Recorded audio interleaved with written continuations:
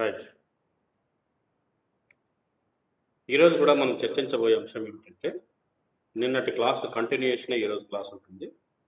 నిన్న ప్రజాస్వామ్యం మూల సూత్రాలను మనము చర్చిస్తున్నాం. ప్రజాస్వామ్య మూల సూత్రాలైన అంశాలనే మనం ఈరోజు కూడా మనం చర్చించబోతున్నాం. కంటిన్యూయేషన్ చాప్టర్లోని ఏంటంటే,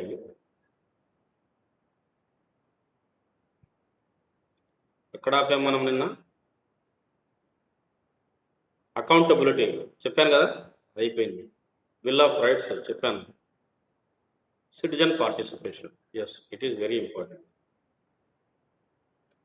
చూడండి, one of the most basic principles of democracy is citizen participation in government. Participation is more than just a right, it is a duty. Citizen participation may take many forms, including running for office, voting in elections, becoming informed, debating issues, attending community meetings, being members of private voluntary organizations, paying taxes, servicing on a jury, and even protesting. Citizen participation builds a stronger democracy. పౌరులు ఎప్పుడైతే రాజకీయ వ్యవస్థలో భాగస్వామ్యం తీసుకుంటారో, active participation, క్రియాశీల భాగస్వామ్యం తీసుకుంటారో, ప్రజాస్వామ్యము బలపడుతుంది. పౌరులు రాజకీయ భాగస్వామ్యం తీసుకోలేకుండా ఉంటే ప్రజాస్వామ్యం బలహీనపడుతుంది. కాబట్టి ప్రజాస్వామ్యం బలపడాలంటే పౌరులు క్రియాశీలకమైన పాత్ర పోషించాలి రాజకీయ వ్యవస్థలో. ఏ విధంగా పౌరులు భాగస్వామ్యం తీసుకుంటారు? అధికారం కోసం పోటీ పడవచ్చు, అంటే ఎన్నికల్లో పోటీ చేయవచ్చు, ఎలక్షన్స్లో ఓటింగ్ వేయవచ్చు, మళ్ళీ సమాచారాన్ని తెలుసుకునే విధి, సమాచారాన్ని తెలుసుకోవచ్చు. ఏం సమాచారము? ప్రభుత్వం ఏం చేస్తుంది, ఎలాంటి చట్టాలు తయారు చేస్తుంది, ఎలాంటి విధానాలను ఏర్పాటు చేస్తుంది అనే యొక్క సమాచారాన్ని తెలుసుకోవడము, చర్చించడము, అనేక అంశాలను చర్చించడము, అటెండింగ్ కమ్యూనిటీ మీటింగ్స్, అంటే అనేక రకాలైన సంఘాలను సభ్యత్వం కలిగి ఉండి అట్లాంటి సంఘాలను మీటింగ్లు ఏర్పాటు చేస్తే దాంట్లో అటెండ్ అవ్వడం. Sure, right. Members of private volunteer organizations, అంటే ఎన్జిఓస్ ఎక్కడైతే ఉంటాయో ఎన్జిఓస్లో భాగస్వామ్యం తీసుకోవడము, వాళ్ళు దాంట్లో డిస్కస్ చేయడము, స్వచ్ఛంద సంస్థల్లో మెంబర్స్గా ఉండడము, గవర్నమెంట్కి సకాలంలో ట్యాక్సులు పే చేయడము, న్యాయ వ్యవస్థలో కీలక పాత్ర వహించడము, ఏదైనా ప్రభుత్వము తప్పుడు పరిపాలన చేసినట్లయితే, తప్పుడు విధానాల్లో ముందుకెళ్ళినట్లయితే అట్లాంటి తప్పుడు విధానాలను వ్యతిరేకించడము, ప్రొటెస్ట్కి నిరసన వ్యక్తం చేయడము, ఇవన్నీ కూడా ప్రజల భాగస్వామ్యము లేక పౌరుల యొక్క భాగస్వామ్యంగా మనం చెప్పవచ్చు. సో ఇది చాలా ఇంపార్టెంట్ ప్రిన్సిపల్స్ ఆఫ్ డెమోక్రసీ అని చెప్పవచ్చు. ప్రజలు భాగస్వామ్యం లేకుంటే ఖచ్చితంగా ప్రభుత్వం ఉండడం, ఆ ప్రజాస్వామ్యం విజయవంతం కాదు. ప్రజలు భాగస్వామ్యం ఎన్నాడే ప్రజాస్వామ్యం విజయవంతమో అవుతుంది. కాబట్టి ప్రజలు విరివిరిగా భాగస్వామ్యం పొందాల్సిన అవసరం ఉందని తెలుస్తుంది. ఇక నెక్స్ట్ పాయింట్ ఏంటంటే, ప్రజా భాగస్వామ్యంతో పాటుగా next point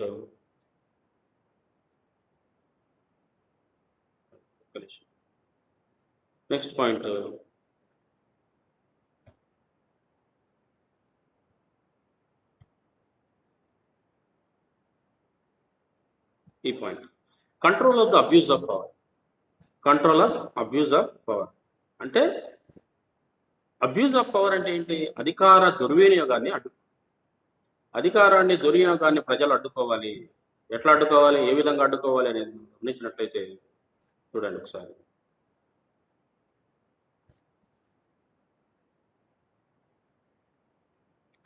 One of the most common abuses of power is corruption, which occurs when government officials use public funds for their own benefit, or they exercise power in an illegal way. To protect against these abuses, democratic governments are often structured to limit the powers of government offices and the people who work for them. For example, the executive, judicial, and legislative branches of government have distinction uh, functions and can check and balance the powers of other branches. In addition, independent agencies can investigate, and impartial courts can punish government leaders and employees who abuse power. అధికార దుర్వినియోగం పాల్పడడాన్ని అడ్డుకోవాలి. అధికార దుర్వినియోగము ఏ విధంగా ప్రజాస్వామ్యంలో మనము దుర్వినియోగం జరగకుండా కాపాడవచ్చు అనేది గమనించినట్లయితే, కరప్షన్ని ప్రభుత్వ ఉద్యోగులు కరప్షన్ పాల్పడతారు, లంచగొండితనానికి పాల్పడతారు. అట్లాంటి లంచగొండితనానికి పాల్పడకుండా నిరోధించడం వల్ల అధికార దుర్వినియోగాన్ని మనము అడ్డుకోవచ్చు. కరప్షన్ అంటే ఏంటి? What is corruption? కరప్షన్ అంటే using public funds for their private benefit are they exercise power in any legal వే. అంటే చట్టము పరిమితించిన విధానంలో కాకుండా, చట్టానికి లోబడి అధికార వినియోగం చేయకుండా, చట్టాన్ని తుంగలో దొక్కి అధికారాన్ని వినియోగించడం. అంటే అచట్టబద్ధంగా అధికారాన్ని వినియోగించడం, చట్టబద్ధంగా కాకుండా చట్టబద్ధం కాని విధంగా అధికారాన్ని వినియోగించడం, దాన్ని మనము కరప్షన్ అని అంటాము. లేక ప్రభుత్వ అధికారం ఏదైతే ఉందో, ప్రభుత్వ ఉద్యోగులు ఉంటారు కదా, ప్రభుత్వ ఉద్యోగులు లేక ఎంపీలు, ఎమ్మెల్యేలు, ఎమ్మెల్సీలు వాళ్ళందరూ కూడా ప్రభుత్వ ఉద్యోగుల కిందనే మనం లెక్కగా వేయవచ్చు. ప్రభుత్వ ఉద్యోగాల్లో ఉన్న వాళ్ళకు కేటాయించిన అధికారాన్ని లేక ఫండ్స్ అంటే వనరు అంటే డబ్బు కానీ ఏదైనా కానీ, నగదు కానీ ఏదైనా కానీ, వనరులను ప్రభుత్వం కేటాయించిన దానికి వినియోగించకుండా వాళ్ళ స్వప్రయోజనాలకి వినియోగించినట్లయితే దాన్ని లంచగొండితనము అంటారు. కాబట్టి లంచగొండిని రూపుమాపడం ప్రజాస్వామ్యంలో ముఖ్యమైన సూత్రము. లంచం ఉన్నట్లయితే ప్రజాస్వామ్యంలో విజయవంతం కాగలదు, ప్రజాస్వామ్యం బలపడడానికి ఆస్కారము లేదు. కాబట్టి లంచగొండిని నివారించాల్సిన అవసరం ప్రజాస్వామ్యంలో ఎంతైనా ఉందని మేము చెప్పవచ్చు. So to stop corruption in government offices is also one of the principles of democracy. దాంతో పాటు to protect against these abuses, democratic governments are often structured to limit powers of government offices and the people who work for them. ఈ వ్యవస్థలో కరప్షన్ని అడ్డుకోవడానికి, కరప్షన్ని నివారించడానికి అనేక రకాలైన మార్గాలను, అనేక రకాలైన వ్యవస్థలను ఏర్పాటు చేసుకోవడం జరుగుతుంది. ఎట్లాంటి వ్యవస్థలు ఏర్పాటు చేసుకుంటున్నాం? చెక్స్ అండ్ బ్యాలెన్సెస్ అంటే ప్రజాస్వామ్యంలో అధికార వినియోగము, అధికార దుర్వినియోగం కాకుండా ఉండడానికి చెక్స్ అండ్ బ్యాలెన్సెస్ సిస్టాన్ని మనం ఏర్పాటు చేసుకున్నాం. మీకు ఇంతకు ముందు క్లాస్లో ఒకటి విషయం చెప్పాను. ఏం చెప్పాను?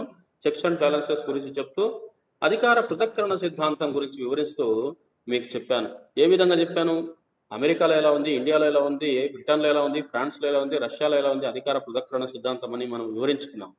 అక్కడ డిస్కస్ చేశాను అధికార పృథక్కరణ సిద్ధాంతం యొక్క ఉపయోగాలు ఏమిటంటే, ప్రభుత్వ అంగాలైన శాసన నిర్మాణ శాఖ, కార్యనిర్వహణ శాఖ, న్యాయశాఖ వాటంతకు వాటు అవంతికవే స్వతంత్రంగా తమకు కేటాయించిన విధులను నిర్వర్తించడానికి అవకాశం ఉండాలి.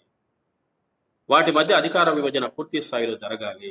అధికార విభజన పూర్తి స్థాయిలో జరిగితే నిష్పక్షపాతంగా, స్వతంత్రంగా వ్యవహరించడానికి అవకాశం ఉంటుంది. స్వతంత్రంగా, నిష్పక్షపాతంగా వ్యవహరిస్తే ఆ వ్యవస్థల మధ్య ఎలాంటి విభేదాలు రావు. విభేదాలు రాకుండా చెక్స్ అండ్ బ్యాలెన్సెస్ సిస్టాన్ని ఉపయోగించవచ్చు. ఎవరైనా లంచగొండికి పాల్పడినట్లయితే, ఎవరైనా అక్రమాలకు పాల్పడినట్లయితే, అన్యాయాలకు పాల్పడినట్లయితే, అవినీతికి పాల్పడినట్లయితే వాళ్లను చెక్ పెట్టడానికి అవకాశం ఉంది. కాబట్టి ప్రభుత్వ అంగాల మధ్య అధికార విభజన అనేది లంచగొండితనాన్ని, అవినీతిని నిర్మూలిస్తుంది. మిస్యూజ్ ఆఫ్ పవర్ని అడ్డుకుంటుంది. అంటే అధికారాన్ని దుర్వినియోగం చేసే అంశాన్ని అడ్డుకుంటుంది. అధికారం దుర్వినియోగం ఎప్పుడు జరుగుతుంది? అధికారాలన్నీ ఒకే వ్యవస్థలో లేక ఒకే అంగంలో కేంద్రీకరణ జరిగితే అధికారాలన్నీ దుర్వినియోగం అవుతాయి. అధికార దుర్వినియోగం జరుగుతుంది. కాబట్టి అధికార దుర్వినియోగాన్ని అడ్డుకోవడానికి ఈ యొక్క అధికార పృథక్కరణ సిద్ధాంతం వల్ల మనకు ఉపయోగం ఉందని చెప్పవచ్చు. కాబట్టి ప్రజాస్వామ్యంలో అధికార దుర్వినియోగం జరగకూడదు. అధికార దుర్వినియోగం జరిగిందంటేనే అక్కడ మనకి ఏమేమి అంశాలు ఉన్నట్లు, లంచగొండితనం ఉన్నట్లు, అవినీతి ఉన్నట్లు, అక్రమార్కులు రాజ్యమేలుతున్నట్లు లెక్క. కాబట్టి అక్రమార్కులు రాజ్యం వెళితే, అవినీతి ఉంటే, లంచగొండితనం ఉంటే ఆ ప్రజాస్వామ్య రాజ్యము, ప్రజాస్వామ్యం విజయవంతం కాదని చెప్పవచ్చు. ప్రజాస్వామ్యము విజయవంతం కాదని చెప్పవచ్చు. కాబట్టి మనకు ఈ యొక్క అంశం కూడా ముఖ్యమైన అంశంగా చెప్పవచ్చు. దేంట్లో ప్రజాస్వామ్య సూత్రాలలో ఇది ఒక ముఖ్యమైన సూత్రంగా చెప్పవచ్చు. ఏంటి? లంచగొండితనాన్ని నిర్మూలించడము, అధికార దుర్వినియోగాన్ని అడ్డుకట్ట వేయడము, అది ముఖ్యమైన సూత్రంగా మనము చెప్పవచ్చు. ఇక నెక్స్ట్ సూత్రం ఏంటంటే, నెక్స్ట్ సూత్రము ఎకనామిక్ ఫ్రీడమ్. ఆర్థిక స్వేచ్ఛ అనేది ప్రజాస్వామ్యంలో ఉండాలి. ఎట్లాంటి ఆర్థిక స్వేచ్ఛ ఉండాలి? People in a democracy must have some form of economic freedom. This means that government allows people private ownership of property and businesses. People are allowed to choose their own work and to join labor unions. The role the government should play in the economy is debated, but it is generally accepted that free market should exist in a democracy, and the state or government should not totally control the economy. Some people argue that the state should play a stronger role in countries where great inequality of wealth exists due to the past discrimination or other unfair practices. కాబట్టి ప్రజాస్వామ్యానికి ఇంకొక ముఖ్యమైన మూల సూత్రం ఏంటంటే ఆర్థిక స్వేచ్ఛ. ఆర్థిక స్వేచ్ఛ లేకుండా ప్రజాస్వామ్యాన్ని సాధించడం సాధ్యం కాదు అని కొంతమంది అంటున్నారు. ఎందుకు ప్రజాస్వామ్యంలో ఆర్థిక స్వేచ్ఛ ఉండాలన్నారు? అసలు స్వేచ్ఛ అనేది ప్రజాస్వామ్యానికి మూల సూత్రంగా, మూల స్తంభంగా మనం చెప్పుకున్నాం స్టార్టింగ్ లో. స్వేచ్ఛ లేకుండా ప్రజాస్వామ్యం నడవదని చెప్పాం. ఎందుకంటే లిబర్టీ, ఈక్వాలిటీ, ఫ్రాటర్నిటీ, జస్టిస్, ఈ 4 అంశాలు, 4 సూత్రాలు ప్రజాస్వామ్యం అనే భవంతికి మూల సూత్రాలు లేక మూల స్తంభాలుగా చెప్పవచ్చు. The basic pillars of democracy are Liberty, equality, fraternity, justice, ఈ 4. అందులో ముఖ్యమైనది ఫ్రీడమ్. దీన్నే లిబర్టీ అంటారు. లిబర్టీ అనొచ్చు లేక ఫ్రీడమ్ అని అనవచ్చు. బహుళంగా మనము వాడుతూ ఉంటాం. మరి అందులో ముఖ్యంగా ఇక్కడ మనం చెప్పబోయే అంశం అంటే ఎకనామిక్ ఫ్రీడమ్ ఉండాలి. ఎకనామిక్ ఫ్రీడమ్ ఎందుకు ఉండాలి? ఎవరైనా చెప్పగలరా? ఎందుకు ఆర్థిక స్వేచ్ఛ ఉండాలి? ఆర్థిక స్వేచ్ఛ అంటే ఏమిటి? ఎవరైనా చెప్పగలరా? అరే బాబు, ఆర్థిక స్వేచ్ఛ అంటే ఏంటి చెప్పండి ఎవరన్నా. అరే హేమంత్, నరసన్న, నరసింహ, చెప్పండి రా. ఏంటి ఎకనామిక్ ఫ్రీడమ్ అంటే? ఆర్థిక స్వేచ్ఛ అంటే ఏంటి? మీకు ఆల్రెడీ స్వేచ్ఛల గురించి చెప్పాను కదా. స్వేచ్ఛల గురించి చెప్పాను కాబట్టి ఆర్థిక స్వేచ్ఛ అంటే ఏంటి? ఆర్థిక స్వేచ్ఛ అంటే ఏమిటంటే వ్యవస్థలో లేక సంఘంలో లేక సమాజంలో లేక దేశంలో ఏదైనా తీసుకో, ఏ రంగంలో తీసుకో, ఒక వ్యక్తి తనకు నచ్చిన పనిని చేయడం, ఒక వ్యక్తి తనకు నచ్చినట్లుగా పని చేయడము, నచ్చిన వృత్తిలో స్థిరపడము, ఆ వృత్తిలో చేసిన పనికి సమాన వేతనము పొందడం, ఆ విధంగా వచ్చిన సంపాదన మీద తనే పూర్తిగా అజమాయిషి కలిగి ఉండడం, తనకు నచ్చినట్లుగా ఆ సంపాదనను వినియోగించడం, ఉత్పత్తిని కలిగి ఉండడము, ఉత్పత్తి కారకాలపైన అధికారం కలిగి ఉండడము, ఆస్తిని కలిగి ఉండడము, ఆస్తిని సంపాదించుకునే అవకాశం కలిగి ఉండడం, దీన్ని ఆర్థిక స్వేచ్ఛ అంటారు. సో డెమోక్రసీలో ఆర్థిక స్వేచ్ఛ అనేది చాలా ముఖ్యమైన అంశం. ఎందుకంటే ప్రజలు తమకు నచ్చిన వృత్తిలో స్థిరపడాలనుకుంటారు. నువ్వు ఇదే వృత్తి చేయాలని వాళ్ళని బంధించడానికి లేక పరిమితి చేయడానికి వీలు లేదు. దాన్ని అట్లా పరిమితులు చేస్తే, రిస్ట్రిక్షన్స్ విధిస్తే, షరతులు విధిస్తే అది ప్రజాస్వామ్యం కాదు. కాబట్టి ఆర్థిక విధానంలో ఆర్థిక స్వేచ్ఛ కలిగి ఉండాలి. ఆర్థిక వ్యవస్థలో ఆర్థిక స్వేచ్ఛను కలిగి ఉండాలి. అలా ఉన్నట్లయితేనే వాళ్ళకు నచ్చిన వ్యాపారం చేస్తారు, వాణిజ్యం చేస్తారు, లేక పని చేస్తారు, లేక వృత్తిలో స్థిరపడతారు. స్థిరపడిన తర్వాత వృత్తిపరంగా వచ్చిన ఆదాయం ఏదైతే ఉందో దాన్ని ఆస్తిగా భద్రపరుచుకునే స్వేచ్ఛ కూడా వాళ్ళకి ఉండాలి. అంటే ఓనర్షిప్ ఆఫ్ ప్రైవేట్ ప్రాపర్టీ అనేది చాలా important, essential part of economic freedom అని చెప్పవచ్చు. So economic freedom includes ownership of private property and businesses. People can do their own business according to their wish and will. వాళ్ళకు నచ్చిన business చేసుకునే అవకాశం ఉండాలి. దాన్ని ఆర్థిక స్వేచ్ఛ అంటారు. People are allowed to choose their own work and to join the labor unions. వాళ్ళకి నచ్చిన కార్మిక సంఘంలో జాయిన్ అవ్వచ్చు. వాళ్ళకి నచ్చిన కార్మిక సంఘంలో జాయిన్ అయ్యి వాళ్ళ కార్మిక సమస్యలను ప్రతిబింబించవచ్చు. వాళ్ళ సమస్యలు పరిష్కార మార్గం కోసం కృషి చేయవచ్చు. అది ఆర్థిక స్వేచ్ఛ కిందకే వస్తుంది. కాబట్టి గవర్నమెంట్ అనేది చాలా పరిమితితో కూడిన షరతులతో కూడిన పరిమితులతో కూడిన షరతులు విధించాలి ఆర్థిక విధానంలో లేక ఆర్థిక వ్యవస్థలోని చెప్తూ ఉన్నారు. కాబట్టి ప్రజాస్వామ్యం విజయవంతం అవ్వాలంటే ఆర్థిక స్వేచ్ఛ కూడా కావాలి. ఆర్థిక స్వేచ్ఛ లేకుంటే సార్ వాయిస్ బ్రేక్ అవుతుంది సార్. ఏంట్రా ఏంట్రా ఏం వినపడడం లేదా? అరే బాబు వినపడడం లేదా? వినపడుతుంది సార్. ఏం నరసింహ వినపడుతుంది సార్. మరి ఇంకేంటి శబ్దం చేస్తున్నారు? మరి సార్ మరి వినపడినప్పుడు ఎందుకు శబ్దం చేస్తున్నారు? ఇప్పుడు చెప్పు, వినపడుతుంది కదా? వినపడుతుంది సార్. వినపడుతుంది సార్. రైట్, చెప్పు. సో కాబట్టి ఆర్థిక స్వేచ్ఛ అనేది చాలా ఇంపార్టెంట్ ప్రిన్సిపల్గా మనము చెప్పవచ్చు. ఆర్థిక స్వేచ్ఛ లేకుంటే వ్యక్తి తన అభిరుచికి తగ్గట్టుగా ఉత్పత్తిలో భాగస్వామ్యం పొందలేడు. కాబట్టి వ్యక్తి తనకు నచ్చిన రంగంలో స్థిరపడాలంటే ఆర్థిక స్వేచ్ఛ ఉండాలి. ఆర్థిక స్వేచ్ఛ లేకుంటే తనకు నచ్చిన రంగంలో స్థిరపడలేడు, తనకు నచ్చిన పనిని చేయలేడు, తనకు నచ్చినట్లుగా వ్యవహరించలేడు. ఒకవేళ తనకు సంపాదన కలిగినట్లయితే ఆ సంపాదనను ఆస్తి రూపంలో భద్రపరుచుకోలేడు. ఎవరికైనా కానీ ఏముంటుంది, లైఫ్ యాంబిషన్ ఏముంటుంది చెప్పండి? మీకు ఎకనామిక్ పర్స్పెక్షన్లో మనం గమనించినట్లయితే, ఆర్థిక కోణంలో మనం చూసినట్లయితే ప్రతి వ్యక్తి యొక్క లక్ష్యం ఏంటి చెప్పండి? సంపాదన సార్. సంపాదించాలా, సంపాదించిన దాన్ని దాచుకోవాలా? ఏ రూపంలో దాచుకోవాలా? ఆస్తి రూపంలో దాచుకోవాలి, అంతే కదా? ఆస్తి రూపంలో దాచుకోవాలా. ఆస్తి ఏ రూపంలో ఉంటుంది? రకరకాల రూపంలో ఉంటుంది ఆస్తి అనేది లిక్విడ్ లో ఉంటే అది మనీ రూపంలో ఉంటుంది, క్వాంటిటీలో ఉంటే అది వస్తు రూపంలో ఉంటుంది. కాబట్టి వస్తు రూపంలో కానీ ధన రూపంలో కానీ ఆస్తిని సంపాదించుకోవాలి. అది ప్రతి వ్యక్తికి ఉండే ఆర్థిక స్వేచ్ఛ.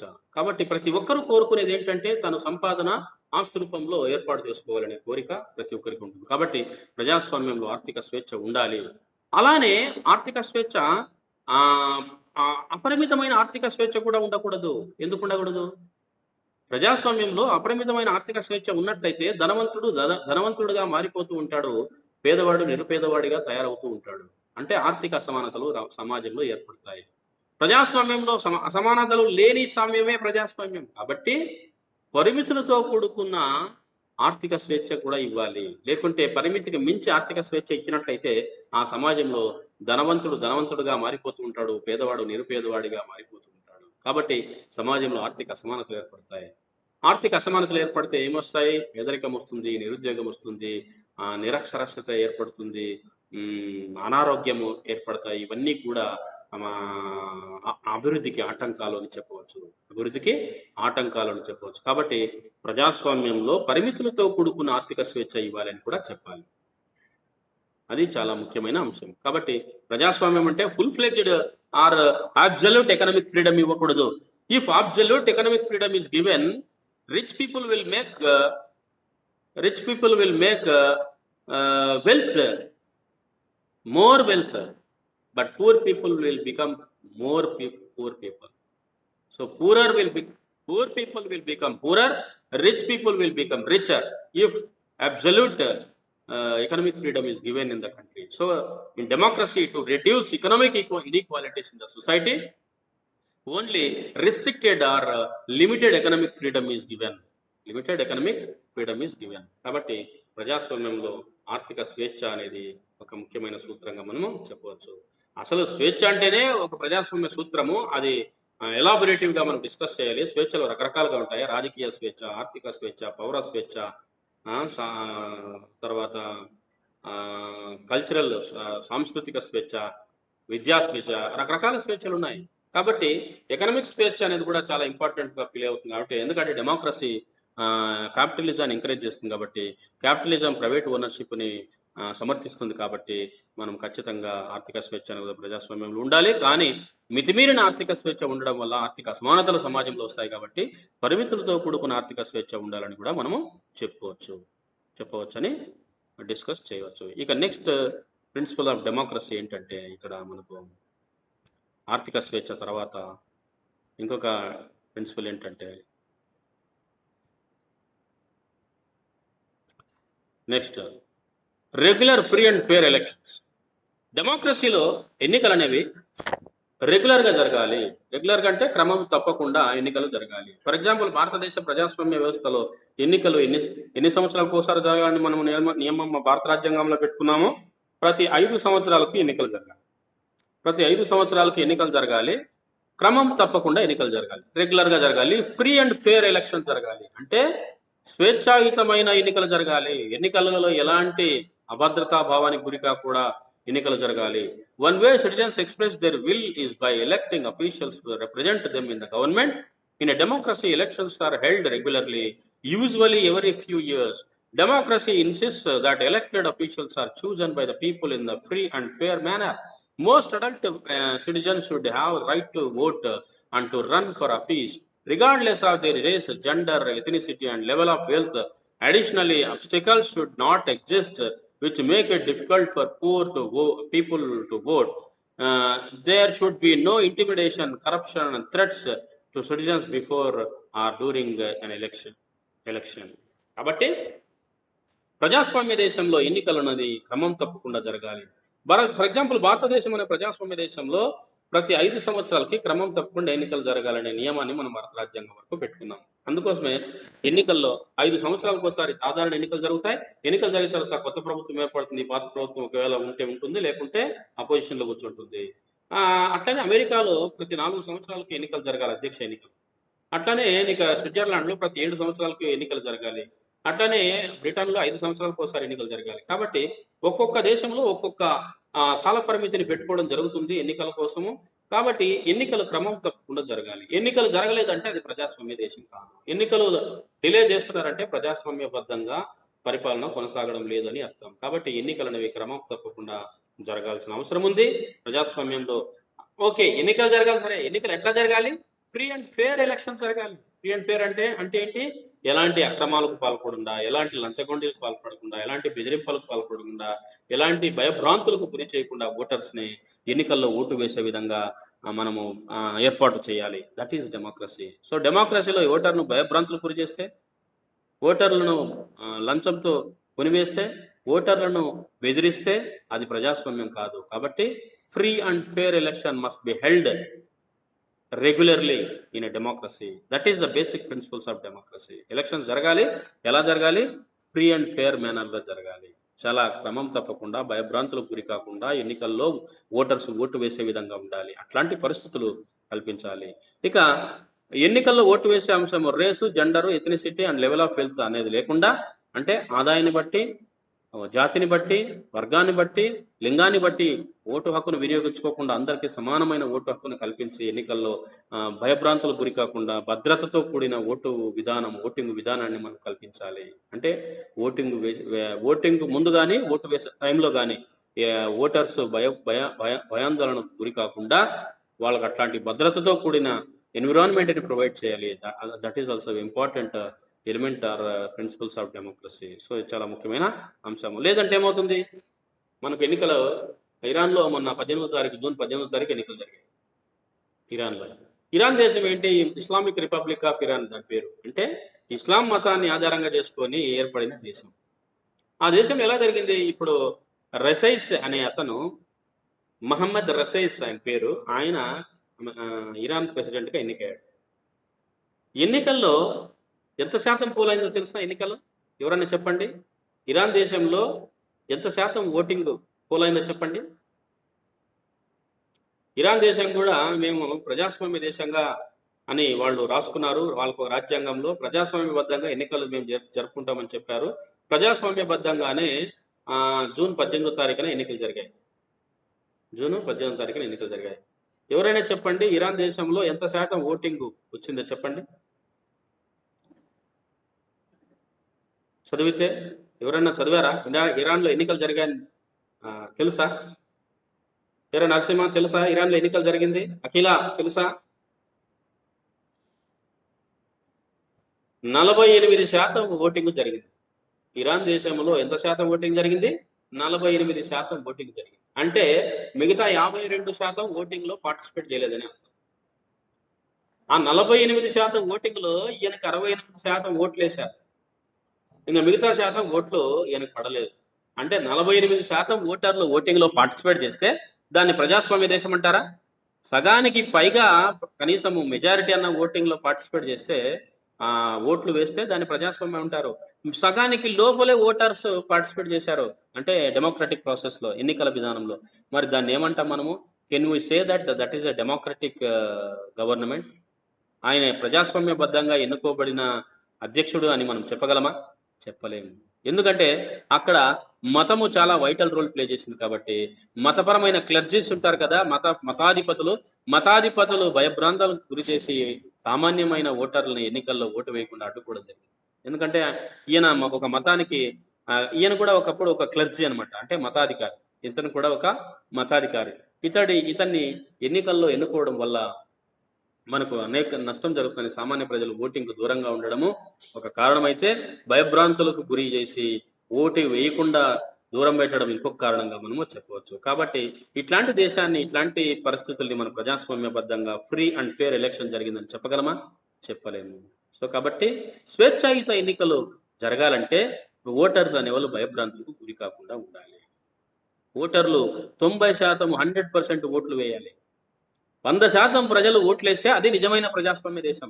మన దేశంలో 68%, 50%, 58% మన దేశంలో కూడా ఎన్నికలు 2019 ఎన్నికల్లో కూడా మన దేశంలో 68% ప్రజలు ఓట్లేశారు. అంటే ఇంకా 32% ప్రజలు ఓట్లు వేయలేదు. 32% ప్రజలు ఓట్లు వేయలేదు. మరి అట్లాంటప్పుడు can we call India as a democratic country? Technical it is a democratic country అంతే. అంటే సాంకేతిక పరంగా మన భారతదేశం ప్రజాస్వామ్య దేశమే. మరి 32% ప్రజలు ఓట్లేయలేదు, మరి దాన్ని ఏమంటారు? కాబట్టి ప్రజాస్వామ్యంలో ఫ్రీ అండ్ ఫేర్ ఎన్నికలు జరగాలి, రెగ్యులర్ గా జరగాలి. ప్రజలు విరివిరిగా ఓటింగ్ లో పార్టిసిపేట్ చేయాలి. విరివిగా ప్రజలు ఓటింగ్ లో పార్టిసిపేట్ చేయాలి. దాన్నే ప్రజాస్వామ్యం అంటారు. దానికి ప్రజాస్వామ్యం మూల సూత్రం. కాబట్టి ఓటర్ల శాతము పెరుగుతూ ఉన్నారంటే ప్రజాస్వామ్యం పట్ల ప్రజలకు విశ్వసనీయత ఉందని అర్థం. కాబట్టి ఓటరు శాతము పెరగాలి. ఎన్నికలకు ఓటింగ్ శాతం పెరగాలి. అప్పుడు ప్రజల్లో ప్రజాస్వామ్యం పట్ల విశ్వసనీయత ఉందని మనము చెప్పవచ్చు. That is called democracy. ఇక నెక్స్ట్ ప్రిన్సిపల్ ఈక్వాలిటీ. ఇక ఈక్వాలిటీ అనేది చాలా ఇంపార్టెంట్ ఎలిమెంట్, చాలా ఇంపార్టెంట్ ప్రిన్సిపల్స్ ఆఫ్ డెమోక్రసీ. అంటే సమానత్వం అనేది లేకపోతే ప్రజాస్వామ్యము నిరర్థకము. In a democracy, all individuals are valued equally, have equal opportunities, and may not be discriminated against because of their race, religion, ethnicity, gender, sexual orientation. Individuals and groups maintain their rights to have different cultures, personalities, languages, and beliefs. All are equal before law and are entitled to equal protection of law without discrimination. ప్రజాస్వామ్యంలో అందరూ సమానులే, అందరికీ ఒకే విలువ ఉంటుంది. There is no individual is given more weighted value. Everybody is given equal value in a democracy. So చట్టం ముందు అందరూ సమానులే, సంఘంలో అందరూ సమానులే, రాజకీయ సమానత్వం ఉంటుంది, సామాజిక సమానత్వం ఉంటుంది, ఆర్థిక సమానత్వం ఉండాలి, మరియు పౌర సమానత్వము ఉండాలి. కాబట్టి ప్రజాస్వామ్యము ఆ సమానత్వం అనే యొక్క పిల్లర్ పైన ఆధారపడి ఉంటుంది. సమానత్వం లేకుంటే అది ప్రజాస్వామ్యమే కాదు. సమానత్వం కాకుండా అసమానత్వాన్ని మనం పొందినట్లయితే, అసమానత్వాన్ని ప్రదర్శించినట్లయితే ప్రజాస్వామ్య స్ఫూర్తికి విరుద్ధం అది. ప్రజాస్వామ్యం అనే ఒక గొడుగుకి మనం తూట్లు పొడిచినట్లు లెక్కగా చెప్పవచ్చు. కాబట్టి in a democracy everybody is equal before law, and law will protect everybody from the discrimination on the basis of race, religion, ethnicity, gender and caste. అంటే కులాల పరంగా, మతాల పరంగా, వర్గాల పరంగా, భాషల పరంగా ఏ వ్యక్తిని వివక్షత చూపకూడదని చెబుతుంది ప్రజాస్వామ్యము. కాబట్టి సమానంగానే అందరినీ చూడాలి, అందరూ సమాన దృష్టితోనే పరిగణించబడాలి, ప్రభుత్వం దృష్టిలో మరియు రాజ్యం దృష్టిలో అని చెప్పవచ్చు. So this is democracy. ఇక నెక్స్ట్ హ్యూమన్ రైట్స్. ప్రతి ప్రజాస్వామ్య దేశంలోన రైట్స్ ఉంటాయి. ఆ రైట్స్ అనేవి చాలా ఇంపార్టెంట్ గా ప్లే చేస్తుంటాయి. Basic human rights. అందుకోసమే ఇది కూడా మీకు చెప్పాను, బిల్ ఆఫ్ రైట్స్ గురించి చెప్పినప్పుడు ప్రతి దేశంలోనూ ప్రాథమిక హక్కులు ఉన్నాయని చెప్పాను. భారతదేశంలోన ప్రాథమిక హక్కులు ఉన్నాయి, అమెరికాలోనూ ప్రాథమిక హక్కులు ఉన్నాయి, మ్యాగ్నా కార్టా అనేది బ్రిటన్ దేశంలో ఉంది. ఇవన్నీ కూడా ప్రాథమిక హక్కులు. అంటే ఈ హక్కులు లేకుంటే మనిషి బతకలేడు. కాబట్టి ఇవన్నీ ప్రాథమికమైన హక్కులు అనమాట. Without these fundamental rights man cannot live in the society. So these rights are very essential. That's why these are called fundamental rights or basic human rights. Basic human rights ఏంటంటే ఇక్కడ చూడండి, బేసిక్ హ్యూమన్ రైట్స్ అంటే movement, religion, speech, assembly. ఇవన్నీ కూడా మనకు భారతదేశ రాజ్యాంగంలో మనకు పొందుపరచడం జరిగింది. ఇవన్నీ కూడా అమెరికా రాజ్యాంగంలో పొందుపరచడం జరిగింది. మూవ్మెంట్ అంటే ఒక వ్యక్తి తనకు నచ్చిన చోటికి ప్రయాణించే హక్కు, సంచరించే హక్కు. ఎక్కడికైనా వెళ్ళొచ్చు, ఎక్కడైనా ఉండొచ్చు, ఎక్కడికైనా తిరగవచ్చు. అది ప్రాథమిక హక్కు. రిలీజియన్ అంటే తనకు నచ్చిన మతాన్ని స్వీకరించవచ్చు, తనకి నచ్చిన దైవాన్ని పూజించవచ్చు, తనకి నచ్చిన విశ్వాసాన్ని కలిగి ఉండవచ్చు. అది మత హక్కు. Speech, right to speech, freedom అంటే right to express the freedom of right to speech and expression of freedom, expression of opinion. భావ ప్రకటన స్వేచ్ఛ, ప్రతి వ్యక్తికి తన భావాన్ని ప్రకటించుకునే స్వేచ్ఛ ఉండాలి. భావాన్ని ప్రకటించుకునే స్వేచ్ఛ లేకుంటే అది ప్రజాస్వామ్య స్ఫూర్తికి విరుద్ధం. ఎందుకంటే మనిషి తన యొక్క భావాలను పంచుకోకుండా ఉండలేడు కాబట్టి. Man cannot live without sharing his opinions or feelings or emotions with other individuals in the society. So he has to share his opinions, his emotions. So there must be freedom of expression and speech. Freedom of expression and speech ఇది ఉండాలి. ఇది assembly అంటే గుంపును ఏర్పాటు చేసుకునే అవకాశం. అంటే ప్రజలు శాంతియుతంగా సంఘాల్ని ఏర్పాటు చేసుకునే హక్కు కూడా సాధారణ మానవ హక్కుగా మనము ప్రకటించవచ్చు. సో ఇది ప్రజాస్వామ్యానికి ముఖ్యమైన సూత్రంగా కూడా చెప్పవచ్చు. ఇక independent judiciary. Judiciary history sir పిలుస్తున్నాడు, అక్కడ వెళ్ళండి, క్లాస్ జరుగుతుంది. So in democracy courts and judicial systems are impartial. Judges and judicial branches must be free to act without influence or control from executive or legislative branches of the government. They should also not be corrupt or obliged to the influential individuals, businesses or political groups. These ideas are related to the rule of law and to controlling the abuse of power. An independent judiciary is essential to a just and fair legal system. So ప్రజాస్వామ్యానికి స్వతంత్ర న్యాయ వ్యవస్థ అనేది చాలా ముఖ్యమైన అంశము. ఇది కూడా ఒక బేసిక్ పిల్లర్గా మనం చెప్పవచ్చు డెమోక్రసీకి. న్యాయ వ్యవస్థ అంటే ఏంటి? చట్టాన్ని సక్రమంగా అమలయ్యేటట్లు చూసే ప్రభుత్వ అంగం. కాబట్టి చట్టాన్ని సక్రమంగా అమలయ్యే విధానంగా ఉండాలంటే న్యాయ వ్యవస్థ స్వతంత్రంగా ఉండాలి, నిష్పక్షపాతంగా ఉండాలి. నిష్పక్షపాతమైన న్యాయ వ్యవస్థ ఉన్నట్లయితే తీర్పులు నిష్పక్షపాతంగా వస్తాయి. న్యాయం అనేది న్యాయాన్ని కోర్టులో గెలుస్తుంది, అన్యాయము కోర్టులో ఓడిపోతుంది. కాబట్టి న్యాయం జరగాలంటే కోర్టులు నిష్పక్షపాతంగా వ్యవహరించాలి, తీర్పులు నిష్పక్షపాతంగా ప్రకటించాలి, ప్రొనౌన్స్ చేయాలి. అలానే జడ్జిలు కరప్షన్కి దూరంగా ఉండాలి. అనేక రకాలైన ఇన్ఫ్లుయెన్సెస్ అంటే ప్రభావాలకు దూరంగా ఉండాలి. ప్రభావాలు అంటే ఏ విధంగా ఉండొచ్చు? జడ్జిలను లంచంతో కొనవచ్చు, జడ్జిలను భయభ్రాంతులకు గురి చేయవచ్చు, జడ్జిలను బెదిరించవచ్చు, జడ్జిలకు అభద్రతా భావాన్ని కల్పించి తీర్పులను తారుమారు చేయవచ్చు. ఇవన్నీ జరగకుండా ఉండాలంటే నిష్పక్షపాతమైన స్వతంత్ర న్యాయ వ్యవస్థ కలిగి ఉంటే, జడ్జిలకు స్వతంత్రం ఉన్నట్లయితే వాళ్ళు అనేక ప్రభావాలకు లోను కాకుండా తీర్పులు నిష్పక్షపాతంగా ఇస్తారు. పక్షపాత ధోరణితో కాకుండా నిష్పక్షపాత ధోరణితో తీర్పులు వెల్లడిస్తారు. అప్పుడు చట్టము సక్రమంగా అమలవుతుంది దేశంలో. చట్టము సక్రమంగా అమలవుతే అప్పుడు సమన్యాయము జరుగుతుంది దేశంలో. కాబట్టి ప్రభుత్వాంగాల్లో ముఖ్యమైన అంగము న్యాయ వ్యవస్థ. కాబట్టి న్యాయ వ్యవస్థలో లెజిస్లేచర్ కానీ ఎగ్జిక్యూటివ్ కానీ జోక్యం చేసుకోకుండా ఉండాలి. అంటే కార్యనిర్వాహక వర్గం కానీ శాసన నిర్మాణ వర్గం కానీ జోక్యం చేసుకోకుండా న్యాయ వ్యవస్థలో నిష్పక్షపాతంగా స్వతంత్రంగా వ్యవహరించినట్లయితే ప్రజాస్వామ్యం విజయవంతమవుతుంది. ప్రజాస్వామ్యం విజయవంతం కావాలంటే ఇట్లాంటి పరిస్థితులు ఉండాలని మనము చెప్పవచ్చు. ఇక ఇది కూడా ముఖ్యమైన సూత్రంగా లేక అంశంగా చెప్పవచ్చు. నెక్స్ట్ సూత్రం ఏంటంటే మల్టీ పార్టీ సిస్టమ్స్. డెమోక్రసీలో ఎప్పుడే కానీ బహుళ పార్టీ విధానం ఉంటే ప్రజాస్వామ్యం విజయవంతం అవుతుంది. బహుళ పార్టీ విధానం అంటే ఏమిటి? మనకు పార్టీ విధానంలో ఏక పార్టీ విధానము, ద్వంద్వ పార్టీ విధానము, బహుళ పార్టీ విధానం అని చెప్పవచ్చు. ఏక పార్టీ విధానం అంటే ఏంటి చెప్పండి? హలో, ఏక పార్టీ విధానం ఏ దేశాల్లో కలిగి ఉంటుంది? ఎవరైనా చెప్తారా? ఏకపార్టీ విధానము ఏ దేశాల్లో కలిగి ఉంటుంది, ఎట్లాంటి రాజ్యాలలో కలిగి ఉంటుంది? అరే బాబు చెప్పండి ఎవరైనా. Anybody can share. రేయ్, single party system exist in which country? In what kind of government single party system will exist? Tell me.